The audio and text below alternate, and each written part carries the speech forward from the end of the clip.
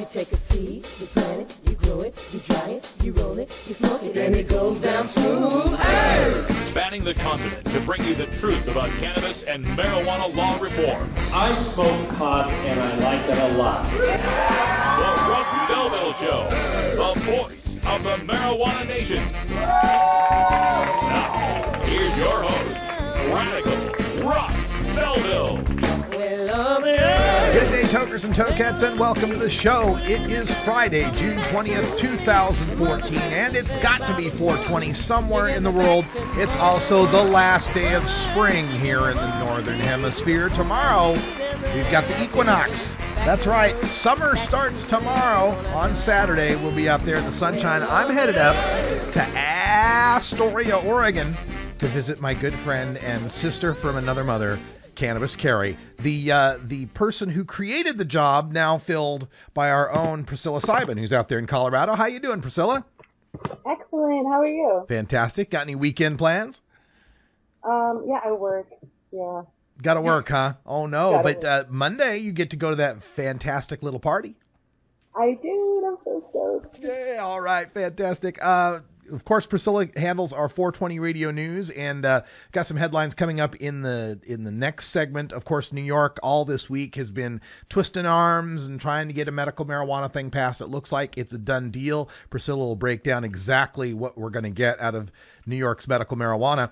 A Texas teenager is facing life in prison for pot brownies. He turned down a plea deal in court on Thursday. We'll tell you all the details there.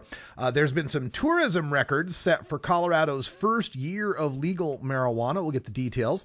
Pope Francis turns out not to be as cool as I had hoped he would be on the subject of marijuana legalization. And we've got a city on the East Coast that is preparing for the legalization of medical marijuana in Florida this November.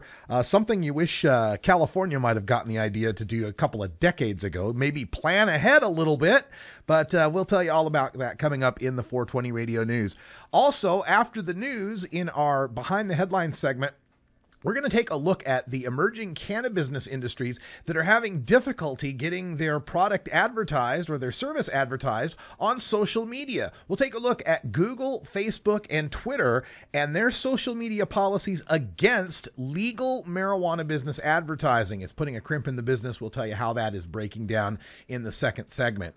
Then at 1:30, we've got a great guest for today's activist agenda, Riley Morton, the director of the movie Evergreen, The Road to Legalization. It's the documentary about Washington State's I-502 legalization campaign in 2012. Both the yes on I-502 and no on I-502 sides are represented in the documentary. Can't wait to talk to Riley today in our activist agenda at 1:30. You can also learn more about the movie by following them on Twitter. It's Evergreen. Let's see if I can get that Twitter handle up here real quick. It was Evergreen Doc, at Evergreen Doc for more information. And they've also got a website out there, evergreendocumentary.com. Features Rick Steves and Allison Holcomb, Doug Hyatt and Steve Sarich, just about everybody who was involved in that campaign. We're going to show you the official movie trailer from Evergreen as well, plus an extended trailer after the interview. So everything you want to know about the Evergreen documentary coming up on today's show. Also, in hour 2, Toker Talk Radio will take your calls at 971-533-7111, and we'll discuss more on the news of the day and the continuing evolution, or perhaps de-evolution, of medical marijuana in the United States. You're listening to the Russ Belville Show on 420radio.org. So excited to get to the weekend. And remember, next week, the last show of the week will be on Thursday, right before me and Herb Thrasher head down to the Cannabis Cup. And it's show number 420. So we're going to have something extra special planned for you on that day. Stay tuned. Priscilla's next with the news.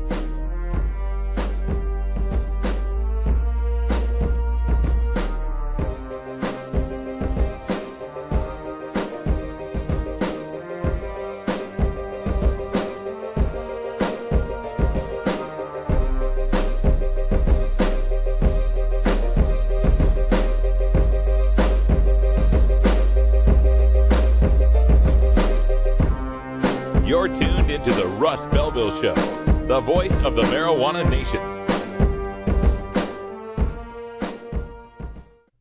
420 Radio, fighting prohibition since 2012. The Marijuana Business Association, or MJBA, are proud sponsors of the Russ Belville Show. It is the mission of the MJBA to establish integrity and legitimacy, create common market standards, provide market intelligence, and develop best ethical business practices for participants in the emerging legal marijuana industry, including commercial hemp, medical marijuana, and recreational marijuana for adults. Learn more about the Marijuana Business Association and visit mjba.net to join today. That's mjba.net. Drug Truth Network Cultural Baggage, replaying Wednesdays at 11 Pacific on 420radio.org. The law offices of Omar Figueroa would like to remind you to stand up for your rights. If you are detained or arrested, treat law enforcement with respect and stand up for your rights by repeating, "I respectfully invoke all of my legal and constitutional rights. I do not consent to any search and seizure. I want to remain silent, and I want to speak with my attorney." Please contact the law offices of Omar Figueroa at 415-489-0420 or 707-829-0215 or on the web at omarfigueroa.com.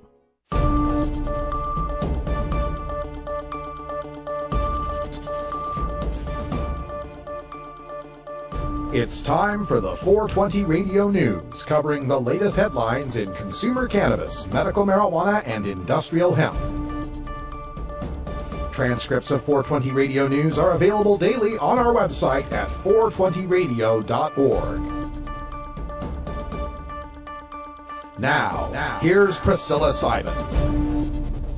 Hi folks, this is your 420 Radio News for Friday, June 20th, 2014.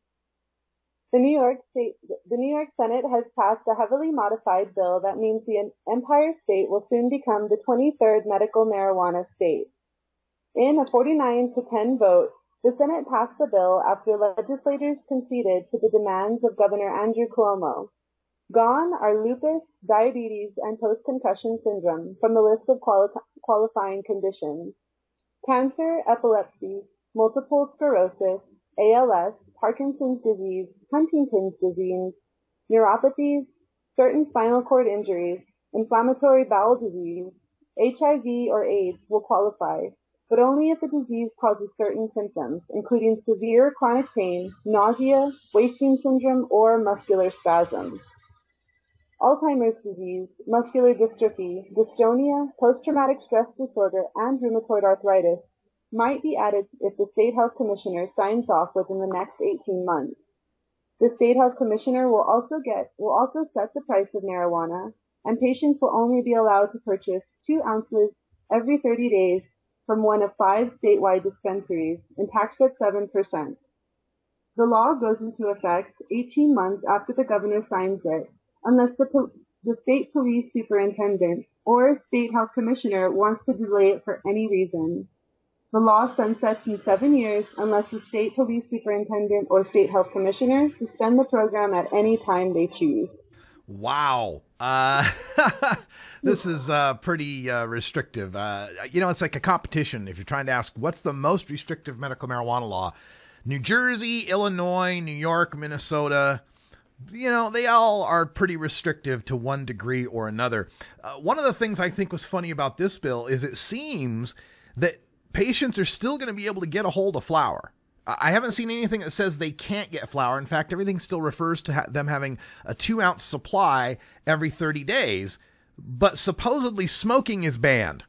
So how exactly do you ban smoking? What do you send someone to everyone's house to make sure they're not rolling it up in a doobie, that they're forced to have to use a vaporizer? I mean, is this really what the governor was fighting all this time about, was over a ban that's pretty much unenforceable? I mean, at least in Minnesota, when they said no smoking, they said no plant, and then you couldn't get a hold of it. Oh, wait, shh. I better just shut up before Governor Cuomo figures out what he did.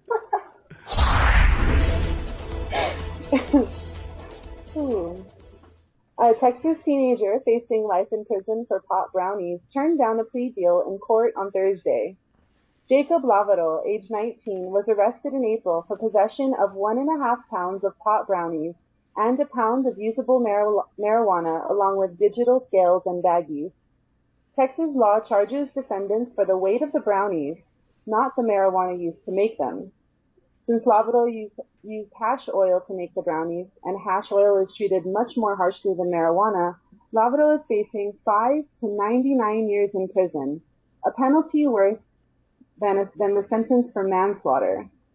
Quote, this is a prime example of how our criminal justice tax dollars are going to waste, end quote, said Tristan Tucker, Deputy Director of Dallas-Fort Worth NORML, who is among dozens of supporters who rallied outside the courthouse. Lavado turned down a plea deal to reduce the charge to a second-degree felony, punishable from 2 to 20 years in prison. His lawyer, Jack Holmes, wants to see the charge dismissed, reduced to a misdemeanor, or go to trial. Yeah, and this is really brave of him to do this, to pass up this plea deal. But there's a certain precedent here, and that is the weight of the hash oil in the brownies is what's being used against him. If he'd have made the same plate of brownies, even at the same potency, right? Like say he'd put in, 4 times as much pot in it to get it the same potency as what the hash oil might have been, he still would have only been subject to about a misdemeanor. Looking up the Texas laws, if you go to the normal.org website out there, and let me just pull this up real quick, normal.org/laws/TX, and you can find your state laws the same way, normal.org/laws/your state abbreviation. And in Texas, you have to have, and I believe it's a fairly big amount, 2 ounce possession or less, up to a quarter pound is just misdemeanor. Right, so he could have put a quarter pound of weed into those brownies and still only been charged with a misdemeanor with a possibility 1 year. But the possession of concentrates, hash oil in the state of Texas, less than 1 gram is a felony. The residue in your empty vapor pen is a felony worthy of 180 days to 2 years. And since he had possession of more than 400 grams, apparently it's the 10 years to life that he's facing there. So I think the lawyer here is going off of and I'm just speculating, but going off the idea that pot brownies are pot brownies. It doesn't matter whether hash oil went into them or weed went into them. You should be, treating them the same. The other thing to come out of this story that's really hopeful is how all of the organizations in Texas, all of the Texas NORML chapters throughout the state are rallying around this cause. They were selling T-shirts there, Justice for Jacob, at the rally there at the courthouse. They were there from like 4 hours during that day, people seeing them and seeing the signs and everything and bringing exposure to it. This Sunday in El Paso NORML is doing a bowling thing for him. You can go and bowl there, and I forget the lanes or whatever, but if you look up El Paso NORML, you'll be able to find this. And it's like $10 for the lanes and the shoes, and it's a fundraiser that helps for his defense fund. And, if he's going to go to trial on this, trying to beat this felony, this life imprisonment for pot brownies, he's going to need a lot of money. Please help him out if you can. He's also got a funder on GoFundMe.com. Name is Jacob Lavaro, Lavaro. Check it out.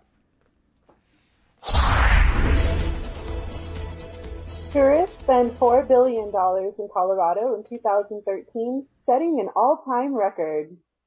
In the first year of constitutionally legal marijuana, there was a 12% increase in tourism over 2012.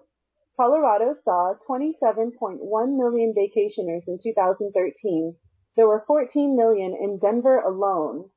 Of those 14 million in Denver, 5.5 million were what tourism officials call, quote, marketable visitors, the people who could afford to travel anywhere as opposed to family visits. Those visitors were up 13% from 2012, and Denver is 4 points better than the national average. Ski resort visits were up 10% from 2012 to a record 12.6 million. Even as some Second Amendment groups called for boycotts of Colorado for its new gun control laws, it doesn't seem that has had any effect. Tourism officials have doubts that legal marijuana is behind the increase in tourism, or perhaps they just don't want to admit it. Well, I find Denver to be a wonderful place to visit, aside from the, the trek out to the airport out in Kansas there. But it's a great place to visit. And now with legal marijuana, I think what people are going to find out is that it really doesn't make that much difference. People who liked weed and wanted to go to Colorado for weed, we're already going to Colorado for weed. I mean, we were already visiting, right? And people that aren't into weed that wanted to go to Colorado, it's not going to matter that weed is legal. They'll still want to go for the mountains or the streams or whatever nature-y stuff you do out there in Colorado. So that's the thing, is all these prohibitionists that came out and said, oh my God, we legalize marijuana, these terrible things are going to happen, are coming to it from the point of view as if legalizing marijuana invents it, as if there aren't already a bunch of people already smoking it. And like one of my followers on Twitter said the other day, I always ask prohibitionists, if we legalize weed, are you going to smoke it? And they say no. You then ask, so why is anybody else? Right? If someone wants to smoke it, they are. There might be a few people that try it, give it a shot, but generally any effects we were going to see from legalized weed, we would have already seen by now with the weed that already exists.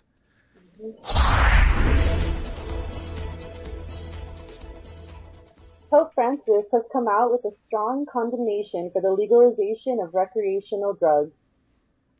The pontiff, speaking to an audience at the International Drug Enforcement Conference in Rome, said even limited attempts at marijuana legalization, quote, are not only highly questionable from a legislative standpoint, but they fail to produce the desired effects.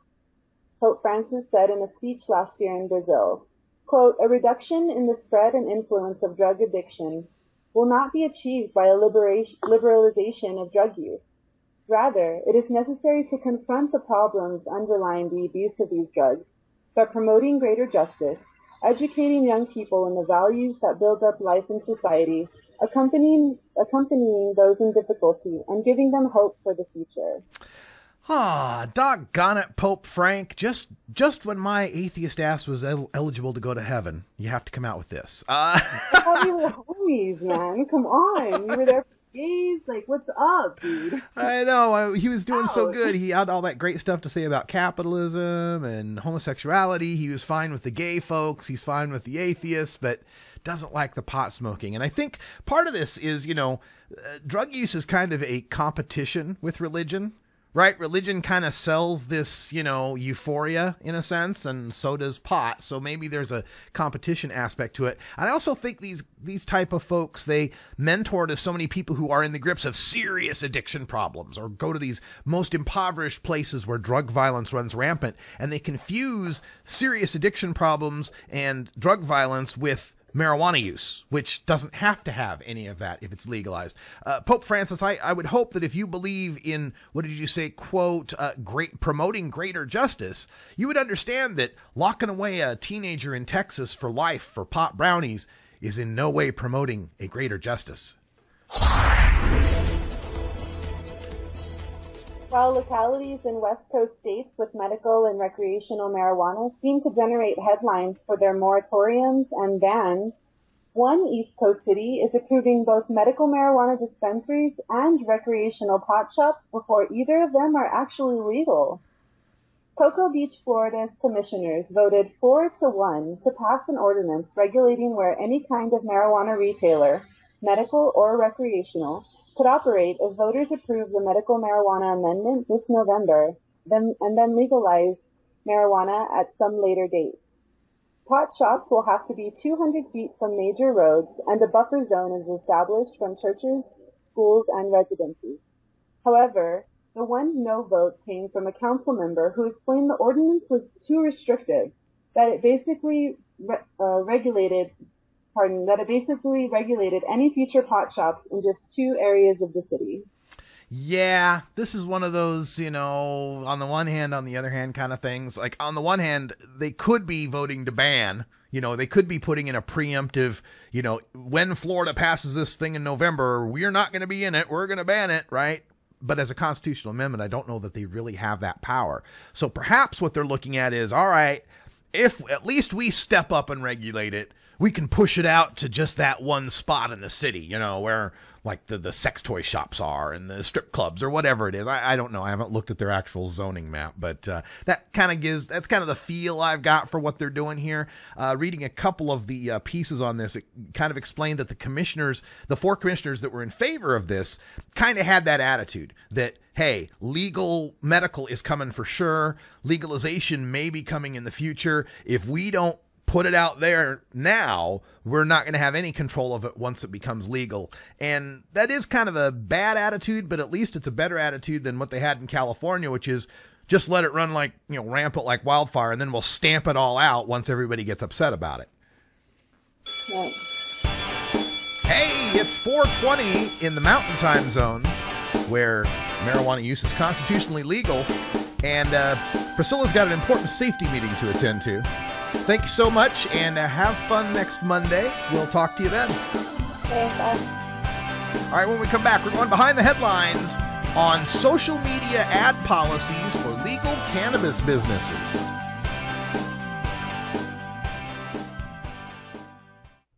.420 Radio, fighting prohibition since 2012. Adam Hand of Handmade Apparel produces quality custom designs for t-shirts, hats, and other apparel. Handmade Apparel is the official design shop for 420 Radio, among many clients who rely on Adam Hand for everything from short-run custom projects to full-run clothing lines. Visit handmadeapparel.biz to browse the selection of handmade gear or to get a personal quote for your own designs. Handmade Apparel, a proud supporter of 420 Radio.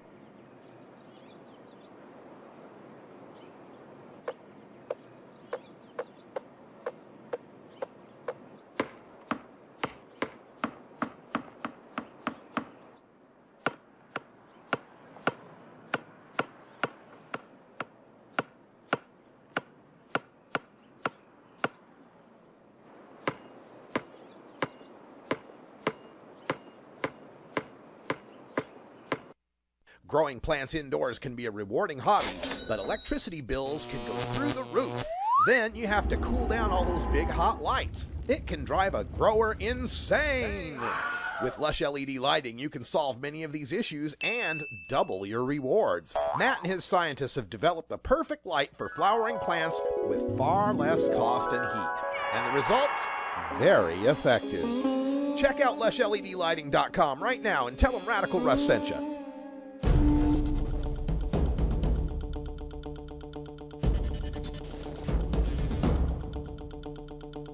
Welcome back, everybody. 22 and a half after the hour. Time for us to go behind the headlines, where today we're taking a look at the social media policies on legal cannabis business advertising. The story came to me by way of the San Francisco Gate, entitled, "For Colorado Pot Ads, Social Media is Just Saying No." And the opening line is very interesting. With recreational marijuana legal in Colorado, the pioneers in the burgeoning market are struggling with an odd business scenario. It's easier to buy cannabis than it is to buy an online advertisement for it. And it's true. Anybody, has ever been involved, even with just a blog writing about marijuana, you can get all sorts of rejection from Google AdWords and from Facebook ads and so forth. And the San Francisco Chronicle writer here went and took a look at all the advertising guidelines from the three major social media networks, and this is what they found. According to its advertising guidelines, Facebook will not allow ads that, quote, promote or facilitate the sale or consumption of illegal or recreational drugs, tobacco products, or drug or tobacco paraphernalia, end quote. Which is odd to me, because I swear on Facebook I've gotten a ton of ads for Viagra. I think I've seen that on Facebook. Oh, right. Viagra is not a recreational drug. It's only for men who are suffering from ED. Right. Okay. So yeah, that's one of the inconsistencies there. But Facebook's also banning tobacco. I don't see alcohol in that list. Does Facebook ban alcohol? Anybody seen an alcohol ad on Facebook? Apparently alcohol's not a recreational drug, I guess. And it's not an illegal drug. Alcohol just must be in its own little category. As we look to Twitter, Twitter's ad policy is more specific, banning ads including, quote, all accessories related to drug use, such as bongs, pipes, vaporizers, and grinders, and products and services furthering access to drugs, such as dispensary directories. So that doesn't seem to ban tobacco products to me. I haven't seen the actual full policy, but this quote doesn't suggest any ban on tobacco advertising. And again, no suggestion of a ban on alcohol advertising. And of course, all sorts of drugs, prescription drugs. As we look at Google's policy, quote, doesn't allow substances that can alter the function of the brain to induce a natural euphoria or alter reality, such as marijuana, cocaine, magic mushrooms, herbal ecstasy, etc. End quote. It also allows ads that refer to smoking accessories like vaporizers only, quote, when promoted as a humidifier or as an aromatherapy device, end quote. All right, now this sounds to me like it's a tougher hypocrisy. Doesn't allow substances that can alter the function of the brain to induce a natural euphoria. Well, gosh, if I'm bipolar, or if I'm manic, if I'm depressed, if I'm melancholic, and a doctor prescribes to me some Paxil, some Zoloft, some Wellbutrin, any number of these antidepressants, isn't that an unnatural euphoria? Didn't nature make me depressed? And now we are unnaturally making me euphoric? I suppose there are probably ads for those kind of things on Google, but I don't know for sure. Or any substances that can alter reality. Again, does Google allow for alcohol advertising? If anything alters a person's reality, it would definitely be alcohol. So these hypocrisies that we have to deal with when it comes to the social media and what they will and will not consider for their advertising policies seems to be more just rank bigotry against what are now legal businesses. And furthermore, this refusal to accept advertising for access to these legal substances, just the dispensaries, would be like, not allowing a 7-Eleven to advertise because it's got, access to mind-altering substances there as well. But the bottom line on all of this is that the legal cannabis industry is poised for 68% annual growth. We're talking about billions of dollars that are to be made here. $17.9 million in tax revenue for Colorado in just 4 months. These online retailers will come around. Online networks will come around just as soon as the money is big enough and there are more legal states. Trust me. We're back with Riley Morton from the Evergreen dock after these messages.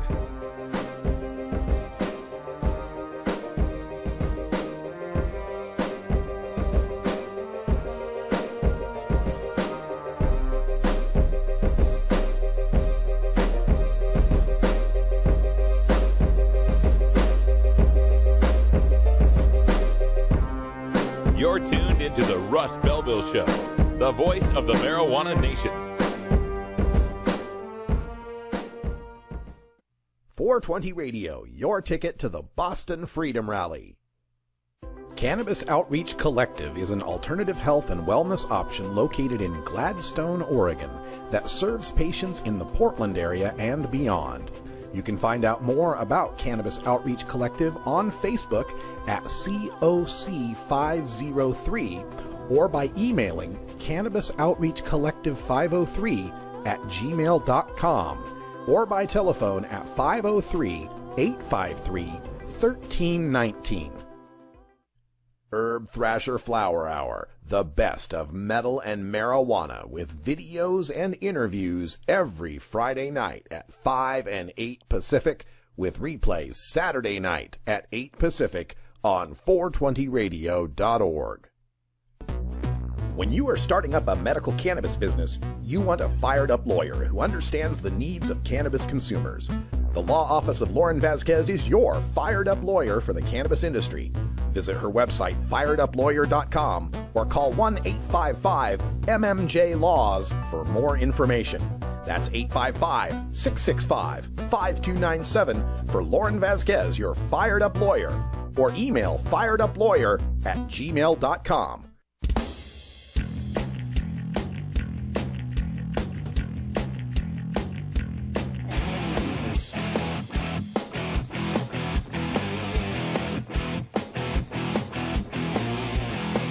activism begins with ACT. The Russ Belville Show features the stories of hardworking grassroots activists working for an end to prohibition in today's activist agenda. Welcome back, everybody. Half past the hour, and today we're talking about a whole lot of activists and a whole lot of activism that helped to legalize marijuana in the state of Washington. It was the I-502 campaign, and you know we were deep in the middle of it, embroiled in all the scandals and all of the drama that accompanied it, and there was a man and a crew there that were filming the whole time, and I saw them at numerous events. We've got Riley Morton on the line. He's the director of Evergreen, The Road to Legalization, the documentary about the I-502 campaign in Washington. Riley, welcome to the show. Thanks so much for having me on, Russ. Can you hear me okay? I can hear you. Are you hearing us all right? Absolutely. Fantastic. We're excited about this documentary. I know just about everybody in it. It's always exciting to see a movie that's got your friends in it and maybe some others. But let me just let people know evergreendocumentary.com is the website. You had your opening on June 13th in New York. How has it been received so far, Riley? It's been really well received. Everybody that seems to really like it. I continue to be flattered by all the positive press we're getting. And New York was a lot of fun.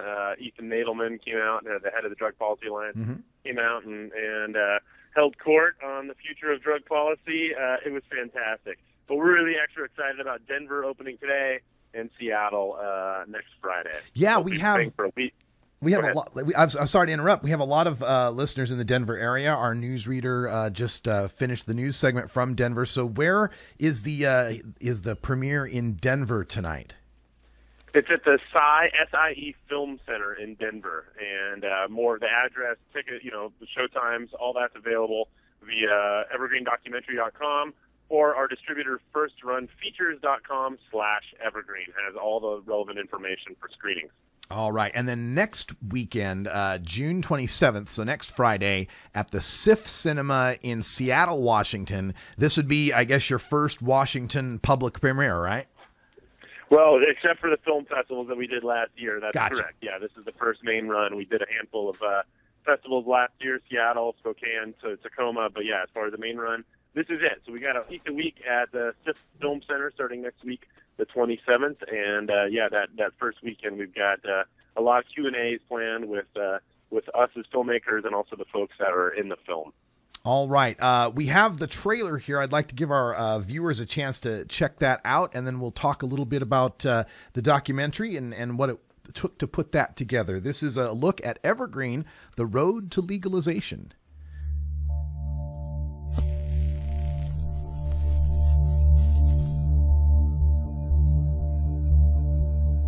Drug prohibition is the biggest failed policy in the history of the United States of America, second only to slavery. We arrested over 800,000 Americans last year, 90% of them for simply possessing a little marijuana. Many police officers, many prosecutors ask themselves the question, what are we accomplishing here? We have an opportunity now to change course. What we're here today to do is to celebrate the fact that 355,000 voters signed the petition to put I-502. Lies! Tricked! Lies! Deceived! L-I-E-S!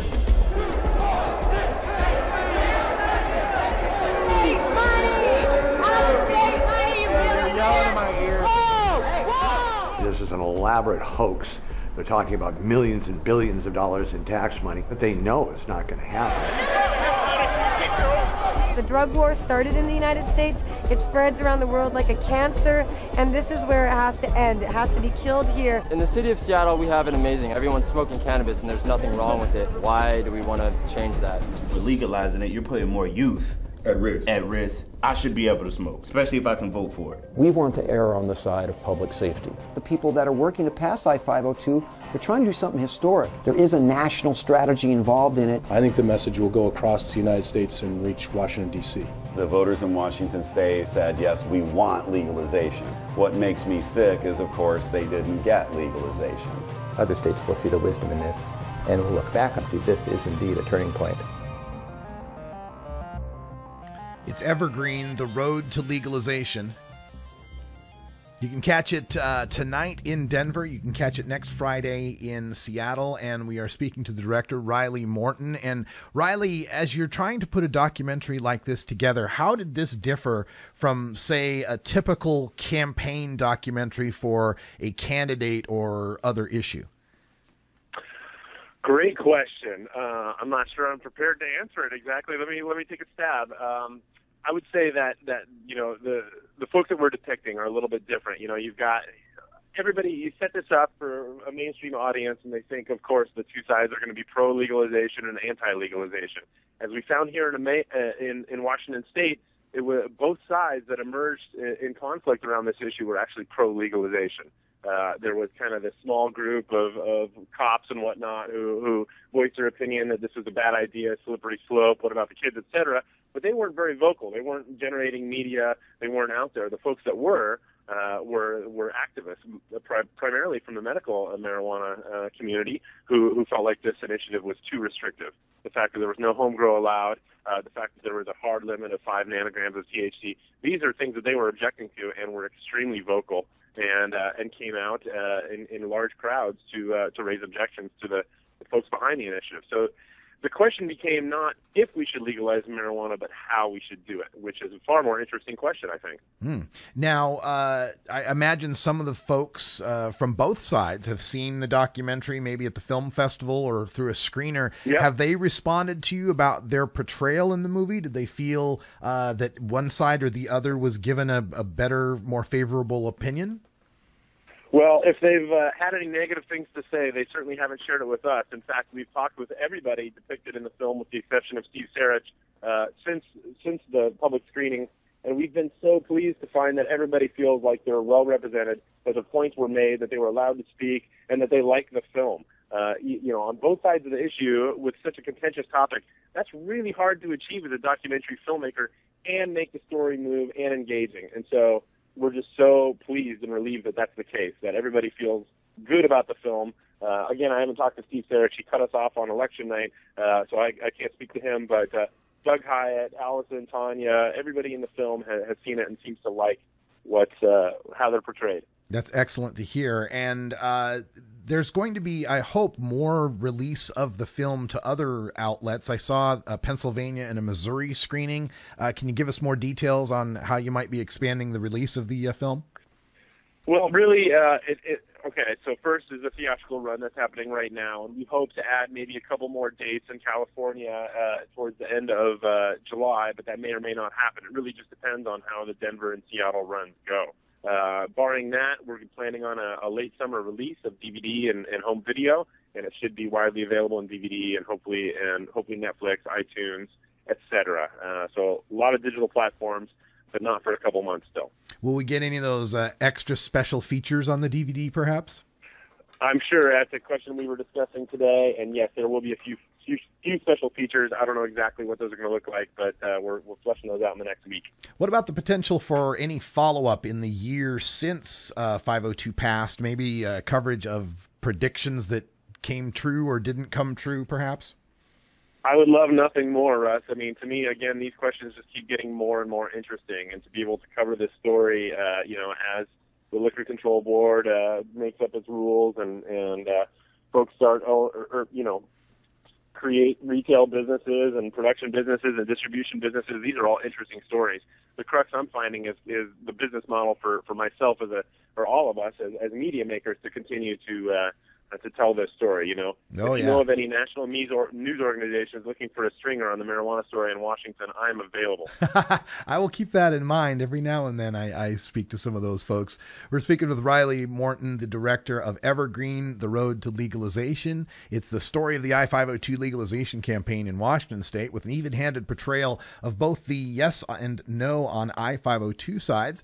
And you can find out more about it at evergreendocumentary.com. Follow on Twitter at EvergreenDoc. I suppose you got a Facebook page out there, right? Yeah, we sure do. Yeah, that's can be found also at evergreendocumentary.com.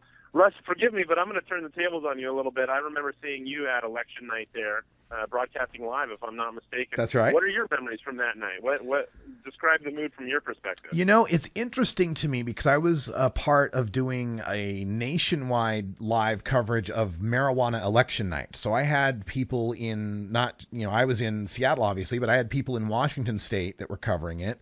And there were votes all over the country. I think there's one in Massachusetts as well. And while the reports I would get back from the correspondent, especially in Denver, was this relief and ecstasy from the supporters in almost like a feeling of liberation, like freedom. We've been freed. Whereas the I-502 celebration seemed a little more muted and more of a political we won. And I think maybe some of that owes to the fact that in Colorado, I think the movement was largely being run by people who they themselves were cannabis consumers, and so it was intensely personal.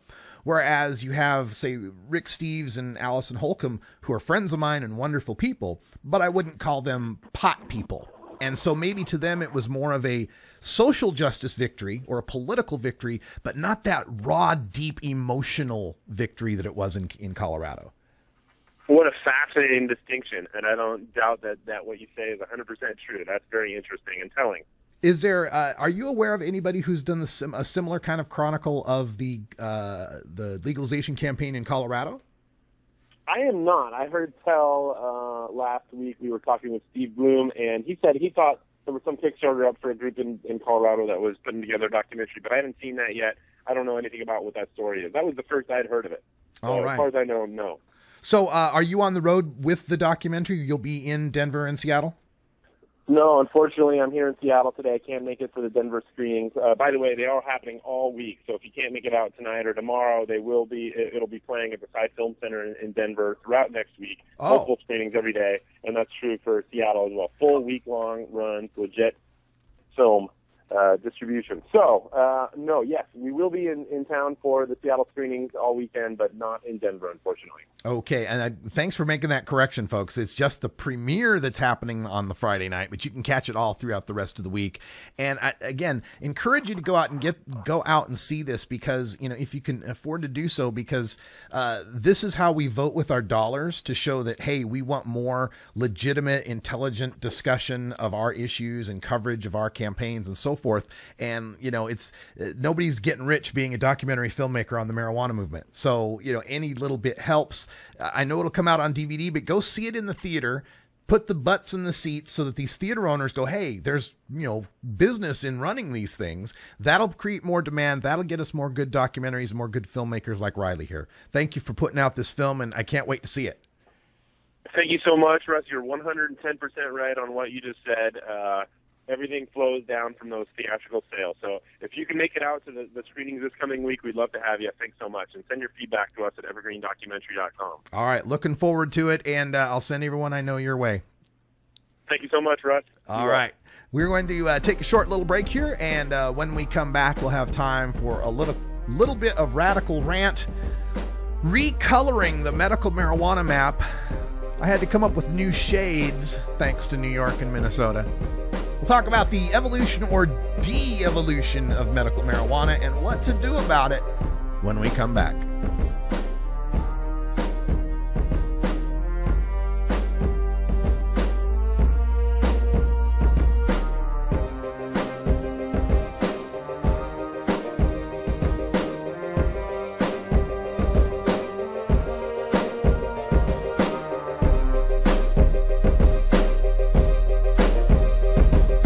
Stay tuned for a special extended look at the Evergreen documentary.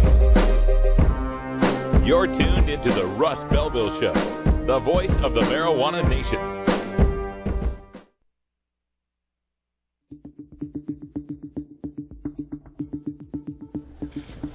Thank you, everyone.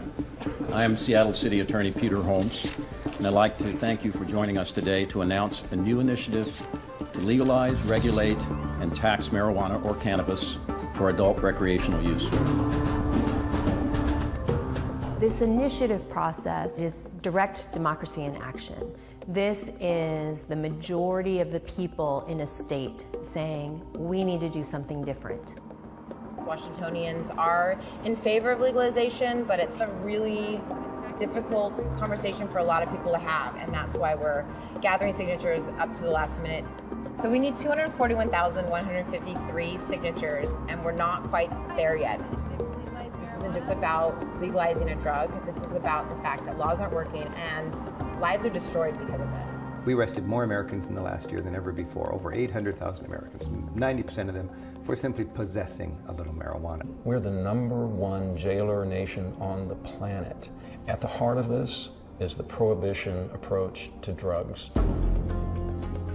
When you look at the horizon of organized crime, of interstate and international crime, the face of it was marijuana.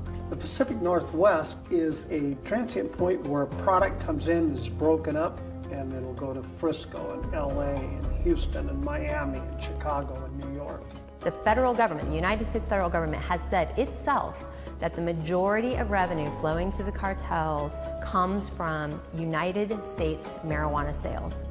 I-502 is kind of the first chink in the armor of the black market that is right now destroying an entire country in Mexico. We bear responsibility as the market that is funding those activities, and I think regulation, taxation, the control of its use is a much preferred approach. We're official, it's real now. This has just been a huge hurdle to surmount, and now the voters are going to get their say in November. The supporters behind I-502, I don't think, been in the trenches of where the problems are. Police, search warrant, open the door! There's a large part of society that the average voter in this state never sees. Every town has a place where most people never go, but the police officers go there, and we go there in the middle of the night. The proponents are touting significant savings to the criminal justice system. That's just science fiction. Just going to be a different set of laws. Oh, you're under arrest for possession of marijuana that doesn't have a tax stamp on it. You're still under arrest for marijuana. If your objective is to change behavior, to stop smoking marijuana because society believes it's criminal, then that's a failure, because we know that there are many, many millions who regularly smoke marijuana. Anyone who wants to get pot can get pot. You can grow it anywhere. You can grow it in your backyard, you can grow it in your garage, you can grow it in your living room, you can grow it in your attic. People are selling on the street, people's friends or friends of friends are selling pot. You can get the best stuff that you want. Prohibition has utterly failed. For the first time in the country, we're seeing this cadre of former law enforcement officers and prosecutors. We're seeing public health workers and addiction specialists and attorneys who have banded together as the sponsoring committee of I-502. I'm so excited that Washington can take the lead in helping our country out of this wrong-minded, very costly war on marijuana. On the other side, we have a really sort of unholy alliance of the players you would expect, people representing sheriffs and police chiefs, prosecutors, teaming up with, of all possible people, medical marijuana activists. Immoral, unethical, unscientific, unconstitutional.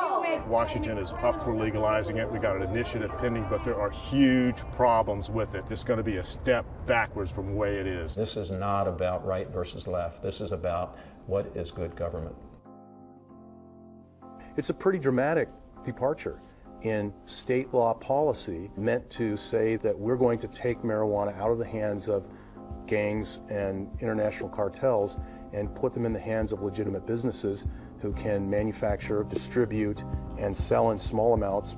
Now that's going to set up a showdown with the federal government. There's no question about that. This initiative will spur on federal action, and I think people in Washington will have a right to feel proud that they were the ones that started it.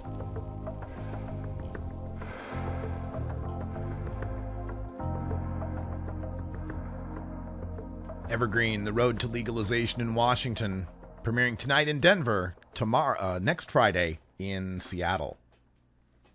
Evergreendocumentary.com. 420 Radio, freeing your mind 24 hours a day. You know Herb Thrasher from the Herb Thrasher Flower Hour. Now get ready for Herb Age designs for the proud cannabis consumer. Herbage Designs, lifestyle gear for the 420 friendly. Herbage Designs, we've got Frisbee golf discs and durable hemp gear. Herbage Designs, we've got shot glasses, drinking glasses, coffee mugs, and beer cozies. Check us out on Facebook and online at herbagedesigns.com. And follow Herbage and Herb Thrasher on Twitter.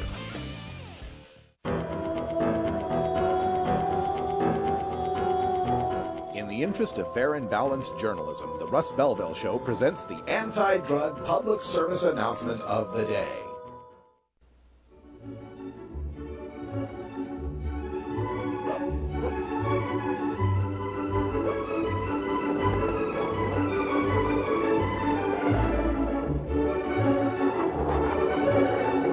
Statistics show that 40% of all kids who smoke marijuana live in the city. Guess where the other 60% live? This has been the anti-drug public service announcement of the day. To cure this sort of reefer madness, listen to the Russ Belville Show every weekday on 420radio.org. New Approach Oregon is a coalition of Oregon citizens who believe that treating marijuana use as a crime has failed, costing taxpayers millions in law enforcement resources.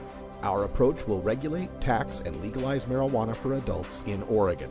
We can move Oregon forward and create new revenue for critical services. Visit our website at newapproachoregon.com or our page on Facebook at New Approach Oregon. Thank you. Handle the truth. Entirely legitimate topic for debate. You have offended my family. Hey, this is great, man. And you have offended a Shaolin temple. One major responsibility is to encourage people to use less drugs. I know nothing. I support a change in law to end federal criminal penalties for possession of up to 1 ounce of marijuana. We don't need no stinking budget. Homosexuality, no. Immorality in general. Down the centuries, you have slurred the meaning of the words we, the people. Be warned, this is not your mother's marijuana. You could ask yourself a question. Do I feel lucky? Well, do you, punk? I want to ask you a bunch of questions. I want to have them answered immediately. Surely you can't be serious. I am serious. And don't call me Shirley. Radical Rant. Welcome back, everybody. 52 after the hour, and I just want to rant a little bit about the passage of this New York medical marijuana law that Governor Cuomo just this week played political hostage with. Concede to my demands or you'll get nothing. I'll veto the whole damn thing. And it's just odd to me. Even if I try to put myself in the shoes of someone who thinks that medical marijuana is this terrible fraud, that it's going to lead to chaos and pot zombies and full legalization, even if I put myself in that person's shoes, and that's hard, but even if I do that, I can't understand the logic or lack thereof. Let's start with the governor fighting about marijuana being non-smoked. He would not budge on this bill unless it specifically said that medical marijuana cannot be smoked.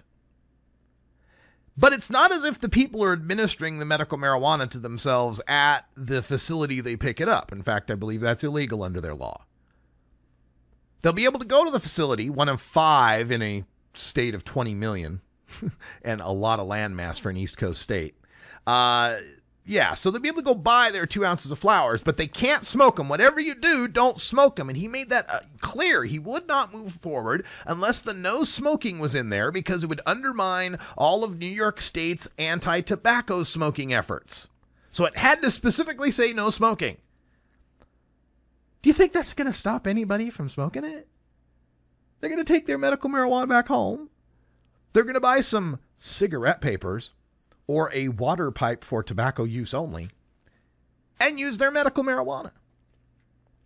And you know what's going to happen here, and this is what I fear, is that it's just a setup, right? Because this law has a 7-year sunset clause, but the state police superintendent or the state health commissioner can suspend the program at any time if they can show cause that it's being abused. Well, if, as I predict, a whole bunch of medical marijuana patients go right ahead and smoke anyway and start getting busted with bongs and, smoking joints or whatever, the state police will say, see, we banned the smoking of medical marijuana, but it didn't do any good. They went ahead and smoked it anyway. We got to suspend the program.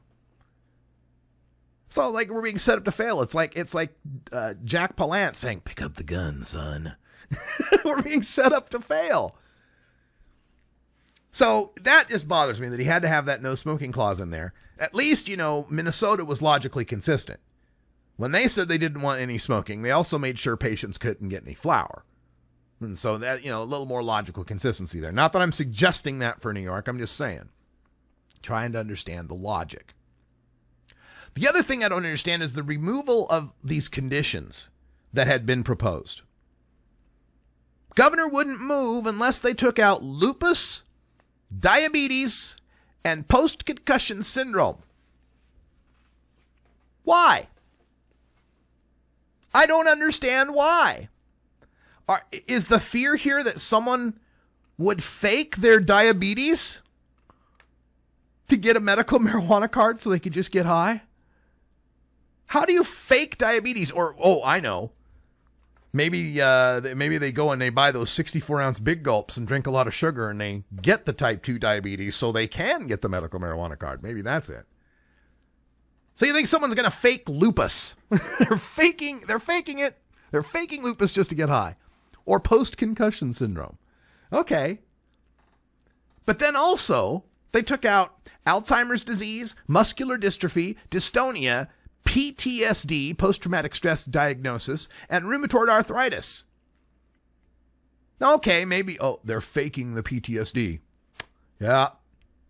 That soldier that came back from Iraq, you remember, support the troops. Remember that soldier that came back from Afghanistan, support the troops. Faking the PTSD to get a card. It'd be too easy to fake. Does the governor understand that the logical equivalent, the moral equivalent of what he's doing here is turning to a soldier who is suffering and saying, sorry, you can't have marijuana to help yourself because somebody else might be faking it. That's what all these always come down to. Sorry, cancer patient, we'd let you smoke a joint, but somebody might fake it. Fake cancer or something. And speaking of cancer, like the other ones, like muscular dystrophy. Somebody's going to fake muscular dystrophy to get their medical marijuana card. And then the conditions they are going to allow: cancer, epilepsy, multiple sclerosis, ALS, Parkinson's, Huntington's, neuropathies, certain spinal cord injuries, inflammatory bowel disease, HIV, or AIDS. But not by themselves. You can't just have plain old cancer or garden variety Lou Gehrig's disease or everyday average HIV/AIDS. It also has to cause severe or chronic pain, nausea, wasting syndrome, or muscle spasms. So if you have one of those pain-free, no nausea, large appetite, no spasticity cancers, no medical marijuana for you. You're not suffering quite enough. And after he signs this, it's going to be 18 months before it even starts, if it starts in 18 months, because once again, the health commissioner can decide not to let it start. Oh, there's some sort of problem. There's some sort of abuse. We gotta put the brakes on this thing.